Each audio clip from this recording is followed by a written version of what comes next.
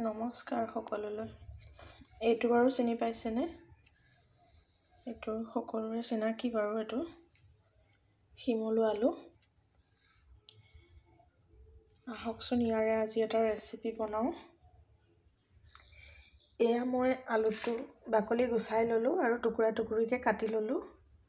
এতিয়া ধুই পেলাই কুকাৰত বইল কৰি ল'ম।